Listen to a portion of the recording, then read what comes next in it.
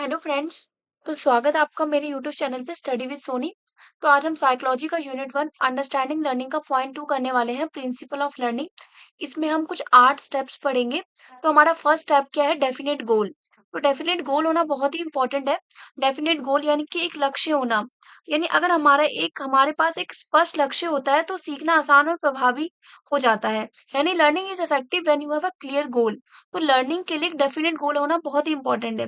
जैसे अगर आपका कोई भी एक गोल है, अगर आपको डॉक्टर बनना है तो आप उसके लिए सीरियस होके पढ़ाई करोगे, 90% स्कोर करोगे अपने एग्जाम्स में और कॉम्पिटिटिव एग्जाम्स के लिए आप प्रिपेयर होगे। तो अगर आपका एक गोल ही नहीं है कि आपको कुछ अचीव ही नहीं करना, तो आप फिर उसके लिए सीरियस नहीं होगे और फिर उसको आप नॉर्मली जैसे करते हैं वैसे करोगे।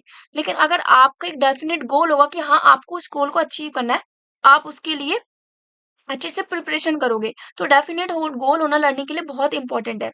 सेकंड है utilisation of a previous knowledge. यानी कि प्रीवियस नॉलेज की यूटिलाइजेशन बहुत, यानी कि पहले का ज्ञान का प्रयोग करना, उपयोग करना पहले के ज्ञान का। यानी कि लर्निंग आपकी तब बेहतर होगी जब आप अपने प्रीवियस नॉलेज का यानी पूर्व ज्ञान का प्रयोग करोगे। यानी we learn better when we connect the new things with what we already know. यानी कि आपकी लर्निंग तब बेटर होगी जब आप अपने पूर्व ज्ञान का प्रयोग करोगे। जैसे कि अगर आपको इंग्लिश सीखनी है, अगर आपको एडवांस इंग्लिश सीखनी है, तो आपको बेसिक इंग्लिश आनी चाहिए। या फिर अगर आप कुछ भी सीखते हो, अगर आपको जैसे मैं आपको एग्जांपल देती हूँ, जैसे अगर आपको कुकिंग सीखना है, तो आपको थोड़ा बहुत कुकिंग में आना चाहिए। यानी कि अगर आप स्टार्टिंग में अगर आपको इसके बारे में प्रीवियस नॉलेज ही नहीं होगी, तो आप लर्निंग बेटर नहीं कर पाओगे।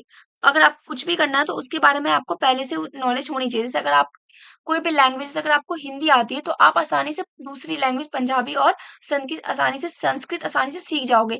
लेकिन आपको अगर हिंदी की नॉलेज नहीं है, तो आप दूसरी लैंग्वेज में आपको प्रॉब्लम हो सकती है। तो अगर एक प्रीवियस नॉलेज जो है वो दूसरी नॉलेज को एक्वायर करने में हेल्प करती है।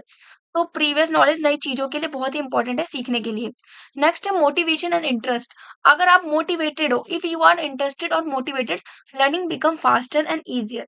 अगर आप मोटिवेटेड हो, इंटरेस्टेड हो, तो आप लर्निंग आसानी से कर पाओगे। लेकिन अगर आप मोटिवेटेड और इंटरेस्टेड ही नहीं हो, तो आपकी लर्निंग बेटर नहीं हो सकती है। जैसे कि अगर आपका इंटरेस्ट आर्ट एंड क्राफ्ट में है, पेंटिंग में है, तो आप उसको पूरी लगन, पूरे मोटिवेशन, पूरे इंटरेस्ट के साथ करोगे, नए-नए टेक्निक्स का यूज़ करोगे, नए-नए इन्वेंशंस, नए-नए आर्ट एंड क्राफ्ट में नई-नई चीज़ें बनाओगे। तो ये होता है मोटिवेशन एंड इंटरेस्ट होना बहुत ही ज़रूरी होता है लर्निंग में। नेक्स्ट है रिपिटिशन एंड एक्सरसाइज। लर्निंग में रिपीटिशन और एक्सरसाइज यानी कि प्रैक्टिस करना बहुत इंपॉर्टेंट है।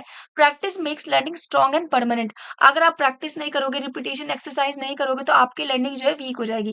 तो जैसे कि अगर आपको साइकिल सीखना है, तो फर्स्ट डे आपको प्रॉब्लम होगी क्योंकि फर्स्ट डे आप नहीं सीख पाओगे। लेकिन आप जैसे जैसे प्रैक्टिस करते हो, तो आपको साइकिलिंग आ जाएगी, साइकिल चलाना आप सीख जाओगे। तो प्रैक्टिस करने से जो चीजें है वो अच्छी हो जाती है। जैसे कि एक और एग्जाम्पल देती हूँ मैं, प्रैक्टिस का, लर्निंग मतलब प्रैक्टिस करने का। जैसे अगर आप टेबल टेबल ही बार-बार आप लर्न करते हो, टेबल लर्न करते हो मैथ्स में, तो आप बार-बार उसको रिपीट करते हो। 2 1 जा 2, 2 1 जा 2, तो ऐसे करके अगर रिपीट भी करते हो चीज़ों को, तो भी वो चीज़ें याद हो जाती है आपको। तो रिपिटिशन और exercise is important for learning. Next है change, rest and recreations. Changes, routine में चेंजेस लाना, रेस्ट करना, आराम करना और fun activity refresh the mind and improve learning. तो जो चेंज करना, रेस्ट करना भी इम्पोर्टेंट है लर्निंग के लिए। पढ़ाई पढ़ाई के साथ थोड़ा-थोड़ा परिवर्तन होना ज़रूरी है, उसमें थोड़ा-थोड़ा परिवर्तन आना ज़रूरी है। आराम और मनोरंजन भी दिमाग को तरोताज़ा करता है, तो ये भी बहुत ज़्यादा इम्पोर्टेंट है। जैसे कि अ, आप क पढ़ते-पढ़ते थोड़ा वॉक कर लिया आपने, या आप कुछ फन वाली कोई चीज़ें देख ली आपने, थोड़ी देर फ़ोन चला लिया, तो ये आपको माइंड को फ्रेश करता है। अगर आप कोई चीज़ लर्निंग करते ही रहोगे, तो ये आपके ऊपर बर्डन हो सकता है। तो आपको बीच-बीच में रेस्ट चाहिए, आपको कुछ-कुछ चेंजेस भी करना चाहिए। जो भी आप लर्निंग कर रहे हो, उसको अलग-अलग मेथड से भी यूज़ कर सकते हो। ज़रूरी नहीं है कि आप सिर्फ़ लेक्चर पढ़े जा रहे हो, आप उसको करके देखो, या वीडियोज़ के थ्रू या एनिमेशंस के थ्रू भी चीज़ें करोगे, तो लर्निंग आपकी बेटर होगी।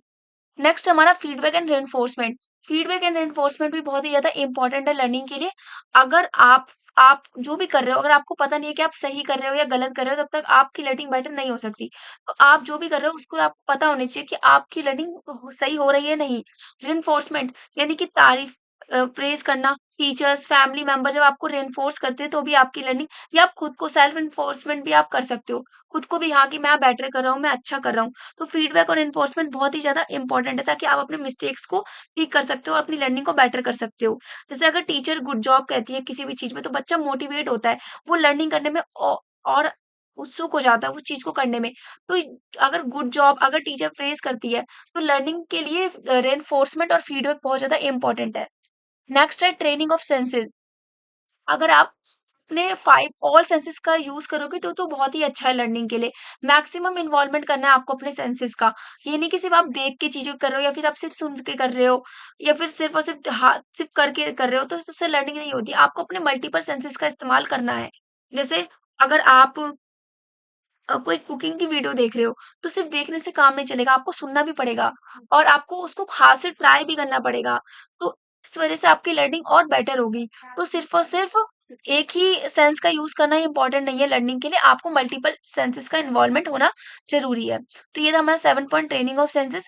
अब हमारा 8th पॉइंट है एक्टिव पार्टिसिपेशन। तो लर्निंग के लिए एक्टिव पार्टिसिपेशन भी होना बहुत ही ज़रूरी है। अगर आप पैसिव रहोगे यानी उस चीज़ में एक्टिवली इन्वॉल्व नहीं रहोगे तो आपकी लर्निंग अच्छे से नहीं हो पाएगी। तो सिर्फ़ और सिर्फ़ देखना कि सुनना ही लर्निंग नहीं होता है, उसको उसमें इन्वॉल्व भी होना, उसको करके देखना।